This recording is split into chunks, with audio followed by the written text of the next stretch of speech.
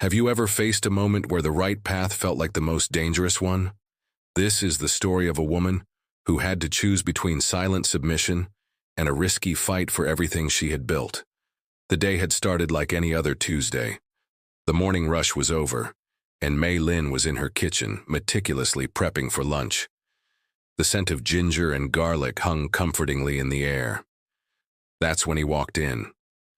Mr. Thorne didn't enter like a customer. He moved with the cold authority of a man who owned every room he stepped into.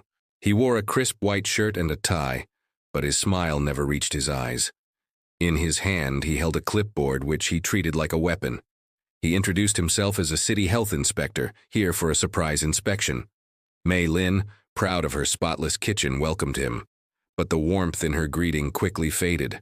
Thorne walked through her kitchen with a dismissive air, his pen scratching furiously against the paper. He pointed to a microscopic crack in a floor tile. Violation. He noted the temperature of the walk-in freezer, claiming it was half a degree too warm. Violation. He ran a finger along a high shelf, showing a speck of dust. Serious violation. None of it was real. They were just flimsy threads he was weaving into a net. Mei Lin felt a knot tighten in her stomach. She knew her kitchen was clean, knew she followed every rule to the letter. But the power wasn't in the truth. It was in his clipboard. After 30 minutes of this charade, he led her back to the stainless steel prep table, the same one where her father had first taught her how to fold dumplings. He laid the clipboard down and gave her that cold smile again. He told her she was facing at least $10,000 in fines and an immediate closure. As Mei Lin's world began to tilt, he leaned in, his voice dropping to a conspiratorial whisper. He said he could make it all disappear for a consulting fee of $2,000 cash. He would be back in 2 days for her answer.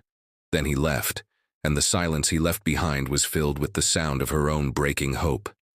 Mei Lin gripped a damp cloth in her hands, her knuckles white. The inspector, Mr. Thorne, had just left, leaving behind a silence heavier than the smell of grease and spices.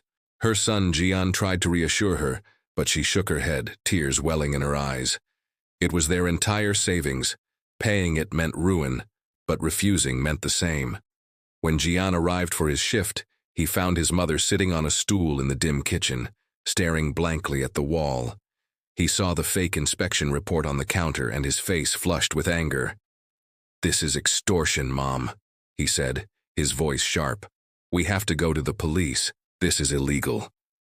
But Mei Lin flinched. "No," she whispered, her voice trembling. "Jian, you don't understand. Men like him, they have friends. If we report him, he will find a way to shut us down for good. We will lose everything," Jian argued, his youthful sense of justice clashing with his mother's lifetime of hard-earned caution. He insisted the system would protect them. Mei Lin shook her head, her fear a tangible thing in the small kitchen. "The system is for people with money and power," she said, her voice heavy with defeat. "Not for us. We will pay him. It is the only way."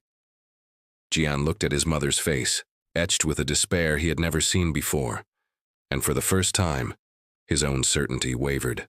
For the next 24 hours, a heavy quiet settled over the restaurant. Jian watched his mother move like a ghost, her usual energy gone. He knew she was gathering their savings, the money she had set aside for his final year of college. He couldn't let her do it.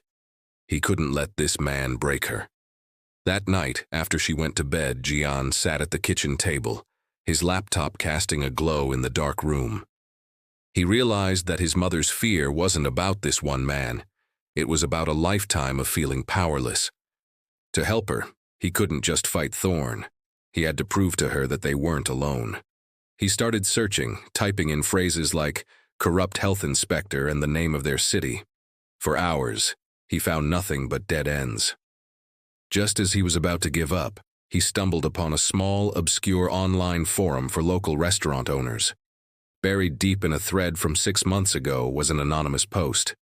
It described an inspector who found ridiculous violations and then hinted that a cash payment could solve the problem. The description of the man, his cold smile, his mannerisms, it was a perfect match for Thorne. It was a tiny victory, A single crack of light in the darkness, but it was enough. The next morning, he showed the post to his mother. For the first time, a flicker of something other than fear appeared in her eyes. Hope. That afternoon, one of their regular customers, a quiet man named Detective Evans, came in for lunch. He noticed the tension between Mei Lin and Jian and asked if everything was all right. Bolstered by the forum post, Jian decided to take a risk. He told Evans everything. The detective listened patiently, his expression growing serious. He told them he'd been hearing whispers about corruption for a while, but never had a witness willing to come forward. He believed them. With the detective's help, a plan began to form. A sting operation. They would catch Thorne in the act. The plan gave Mei Lin a surge of courage she hadn't felt in days, but just when it seemed like they had a fighting chance, their plan hit a wall. The sting was set to happen at their restaurant, with undercover officers posing as customers. An hour before Thorne was due to arrive, Mei Lin's phone rang. It was him. He said he had a change of plans and wanted her to meet him at the mall's food court. "Too many eyes at your place," he said with a chuckle. The line went dead. The carefully constructed plan fell apart. The police had no time to set up surveillance in a crowded public space. It was too risky. Mei Lin's newfound courage vanished, replaced by the familiar grip of terror. She wanted to call it all off. Detective Evans and Jian looked at her, their own faces grim. They knew this was their last chance. "He's scared, Mei Lin," the detective said gently. "He's getting sloppy. That's when we can catch him." Jian took his mother's hand. "We can do this, Mom," he said. "You can do this." Looking at her son's determined face, Mei Lin knew he was right. She had to see this through. Her final test wasn't just about catching Thorne. It was about conquering her own fear. A new, more daring plan was hatched in minutes. Mei Lin would meet Thorne at the food court as he asked, but she would tell him the cash was in the safe back at the restaurant. She would have to lure him back to their territory. Wearing a tiny microphone disguised as a button on her blouse, she walked into the noisy food court. She found Thorne at a small table, sipping a coffee. Her heart hammered against her ribs, but she kept her voice steady. She told him she had the money, but for a sum that large, it was locked in the restaurant safe. Greed and arrogance clouded his judgment.